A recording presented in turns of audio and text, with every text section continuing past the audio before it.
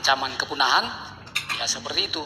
Silakan perguruan tinggi, UHAMKA atau perguruan tinggi manapun bisa mengembangkan itu model-modelnya, model pengabdian dan seterusnya. Tetapi sekali lagi harus berbasis masyarakat. Saya tidak tahu Kiranti bahasa ibunya bahasa apa.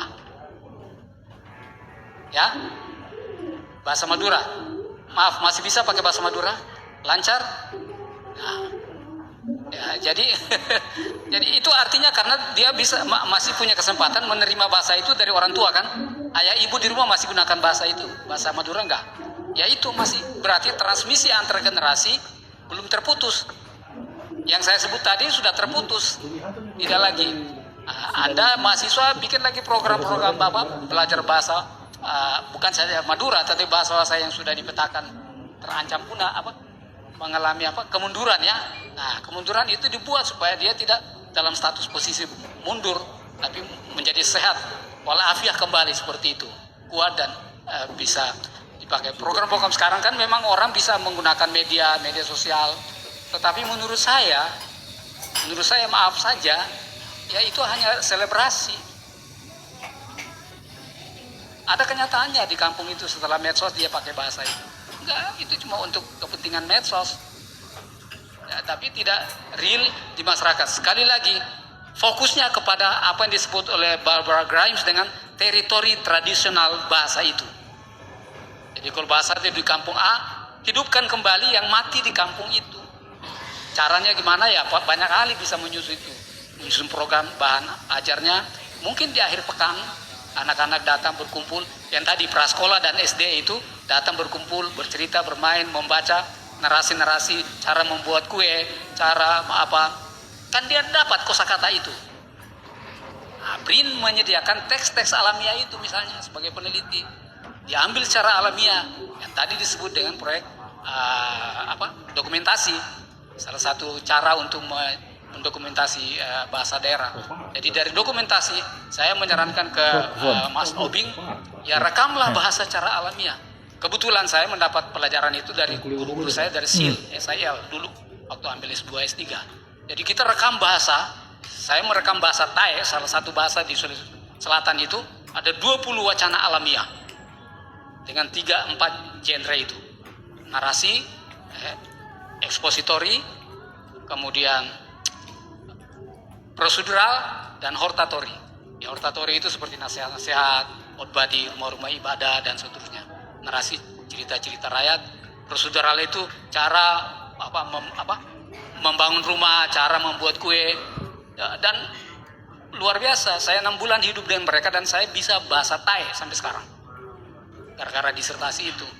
Jadi ya itu karena saya tidak pernah juga saya menyebut contoh saya tidak pernah belajar tata bahasa Thai, tapi bisa berbahasa Thai dalam 6 bulan, bahkan 1 tahun. Bahkan minggu kedua, minggu kedua saya sudah bisa cakap dengan orang-orang di kampung itu, Bonelemo namanya desa itu, dan orang-orang di situ kaget, Bapak 2 minggu sudah bisa 1-2 kata, ya bisa, karena telinga, mata, hati, pikiran saya fokus ke bahasa ini. Nah, itu model-model seperti itu yang saya sebut dengan kita mengalami sendiri. Teman-teman, bukan teman lagi. Sekarang saya punya bayangan usia prasekolah dan SD itu harus dihidupkan kembali bahasa ibu mereka.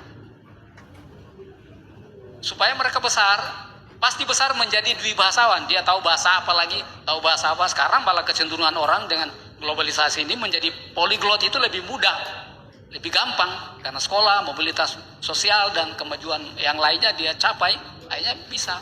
Tetapi dasarnya bahasa ibunya dia sudah tahu. Saya sampai seusia ini bahasa ibu saya tidak pernah saya lupa. Bahasa pertama yang saya peroleh dari ibu saya bahasa Makayan Timur atau bahasa Tabai. Jadi yang lucunya bahkan sepupu saya di kampung yang tadi saya sebut tadi, dia diberi tugas untuk menulis satu naskah dalam bahasa ibu.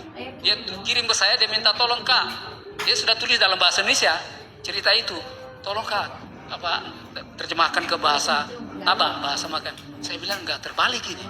Saya kan sudah lama 60 tahun meninggalkan kampung itu.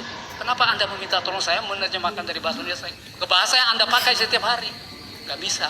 Ya, meskipun ada kesulitan. Karena kita bahasa lisan maka jarang menulisnya secara tulisan. sekali lagi Kiranti, saya kira generasi muda mahasiswa terutama belajar bagaimana merancang untuk menghidupkan itu bahasa Madura, tapi jangan dikira bahwa bahasa Madura atau bahasa Jawa masih kuat. Teman-teman saya di Jawa Tengah saya tanya, ya iya anak-anak kami juga sudah mulai cuman apa dalam istilah sosiolingwistik apa? Mungkin belum ekstrem itu, tapi dia hanya ngerti tapi nggak bisa jawab, understanding without speaking misalnya. Dan itu banyak terjadi di Maluku, di Papua. Paham tapi nggak bisa jawab. Oh iya disuruh paham, oh ngerti, tapi nggak bisa lagi jawab. Nah itu tanda-tanda awal bahasa itu sudah tergerus dan terputus sambung transmisi antar generasinya.